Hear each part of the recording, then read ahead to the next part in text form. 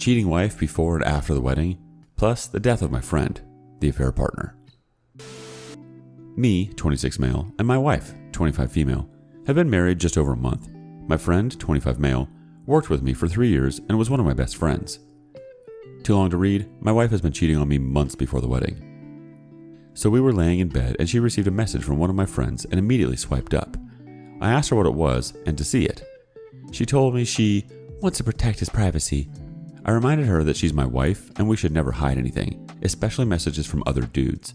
She freaked out saying, "You don't trust me? I can't believe this. I'm sleeping on the couch." And she deleted everything off her phone between him and her and blocked him on everything. Next day rolls around and she's mad at me, and I'm still mad at her. I man up and tell her she's lost some of my trust, but if she's being honest that it really was nothing, I would forgive her if I can see the message. She deleted them all and blocked him. My gut was screaming at me, but I put it aside and the rest of the day goes on well and without incident.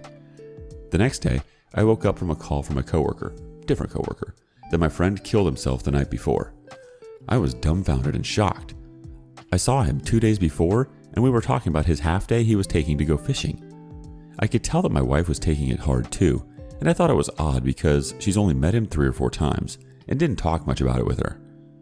A few days later, the day after we celebrated our 1 month, I get a call from the wife saying, "Hey, please don't go over to girl's house. I need to talk to you first." I'm confused and say I don't know what she's talking about. Then the girl of my friend saying she needs to talk to me and unloads information that my wife and friend have been talking for months. I go over and she shows me the messages. There were, "I can't wait for our future together. I can't wait to meet our children. I love you." And nudes and all that, talking about how magical the other day was. I was scrolling through the messages for about 30 minutes and didn't even get to the end of the week. But the last text he sent was to my wife saying, "I love you. This isn't your fault." I went home and she was gone. I went on a 2-day bender with no contact with her, besides the occasional drunk, "You broke me" texts from me, and no contact with anyone else. I call my family, tell them what happened. They are worried about me, understandable, and they just keep asking if I have my guns in the house and all that. I reassure them that I'm not a danger to myself and just need a few days to decompress. They put me in contact with their lawyer, and close to 6 hours of talking to him, I decided to file for divorce. Last night, I got a message from her that said, "I want to work through this and we should both go to individual and couples counseling." I haven't messaged her back. I'm terrified that she will try to take me over the coals, but I hope that she is civil about everything and says, "My stuff is mine, your stuff is yours." I hope to God that she isn't pregnant too. So I'm sitting at home with my 2 dogs waiting for a call from my lawyer saying that she has been served.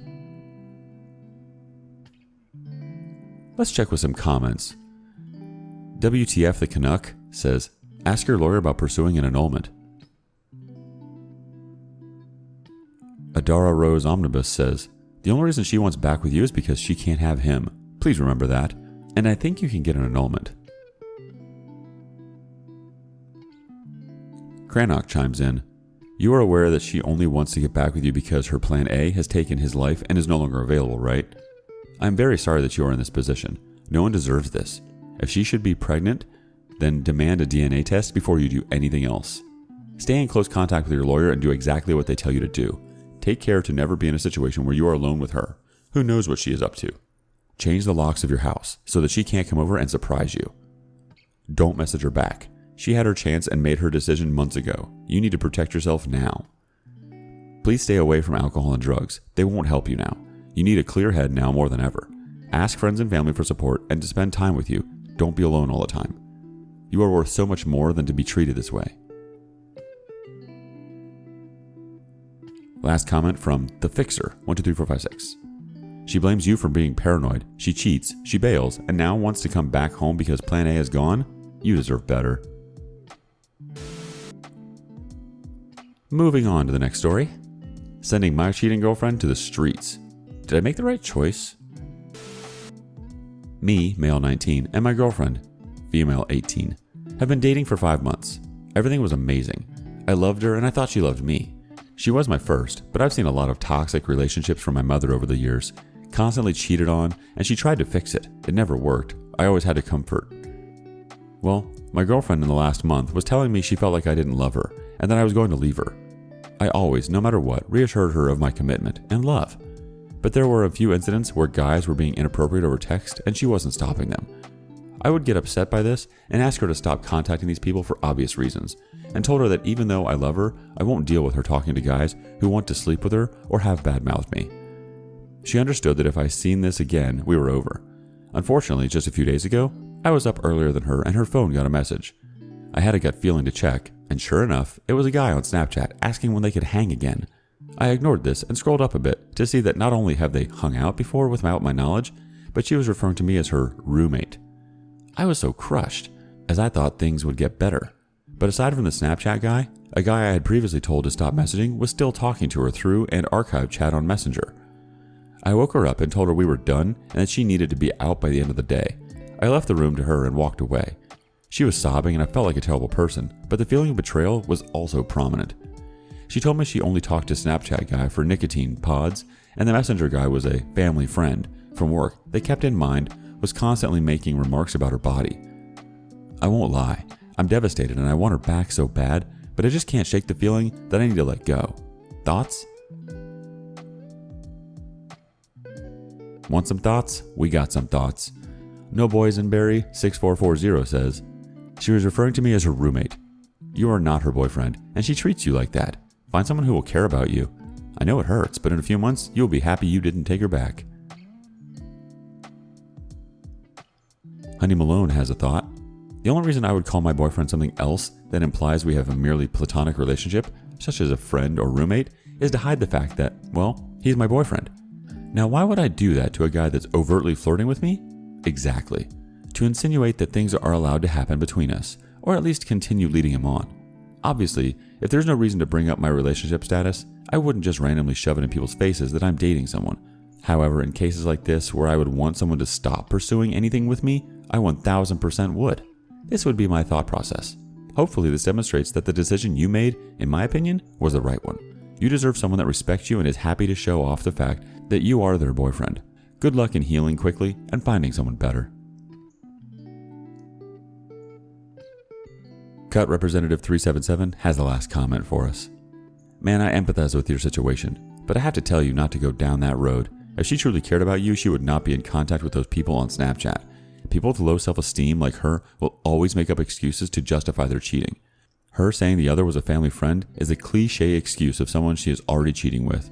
She will keep on talking to these people and cheating with them to make herself feel like she is worth something.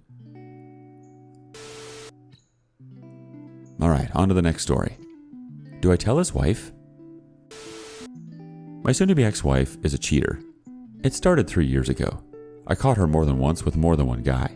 Each time, she would beg to stay, tell me it'll never happen again, blah blah blah. Well, last month, I caught her again and kicked her out. I don't know who all she cheated with, probably more than one, but I do know one of them. He works with her, is married with children, and his wife just got done beating cancer. Here's my question. Do I tell his wife, and if so, how? I don't know the extent of it. I'm not sure if it is just emotional or physical too. 2 years ago, I noticed, from a phone bill, that they had texted each other about 1,000 times in 1 month. She told me nothing physical happened. Now that she has moved out, my teenage daughter saw her sending a racy pic to this guy. Instagram stalked him and then asked me about him after. As much as I tried to keep my daughter out of this, she did all of that before talking to me about it. She is also insisting I tell his wife, but I don't have any evidence to show her. I would have killed to have someone tell me, but what do I do when I have nothing concrete to show her? I'm also going through divorce and don't want to nuke the process as it is still cordial now between us. What do I do, Reddit? Edit. I'd prefer to do it anonymously. I only have his wife's Facebook account. Is there a good way to do this? Again, I don't want my divorce turning into a nightmare because of this. Asking for advice. Well, here it comes. Fine Cannabis Grower says, as you know too well, cheating is abuse. His wife is being abused and having her health endangered without knowing. Give her the knowledge she needs. Even if you can't provide the evidence she might want, odds are she already has a feeling. Gorilla Grip Girl Parts 3000 says, you don't need hard evidence. A lot of times nobody ever gets anything irrefutable and concrete, but it's still enough. Only good can come of outing cheaters. There may be fallout, but it's a net good, always. Mr. Niz says, do yourself a huge favor and wait. Wait until the ink is dry on the divorce agreement. Once that is finalized and there is no risk of it becoming acrimonious, then you tell the wife. She will be angry you didn't tell her sooner. Tell her you were in the midst of a divorce and didn't want to fuel your soon-to-be ex-wife's retaliation. Tell her you've observed this behavior, multiple texts, sexting, stalking. It's not proof of anything in itself, but given that your soon-to-be ex-wife has committed adultery several times, it is not something to just dismiss as nothing either. Be courteous. You definitely owe her some consideration for humanity's sake, but you also have to take care of your own issues and family first, if at all possible. Don't do anything to sabotage that now that the finish line is in sight. And lastly, from Haster Lannis, the factors are irrelevant. You are in that position already. If someone knew about your wife's infidelity, wouldn't you want them to tell you? There is no real question of it being the right or wrong thing to do. Try to get evidence. If you can't tell her in the most direct way you possibly can, give her a phone call. Or if you know the place she works, give them a call and ask if you can speak to her.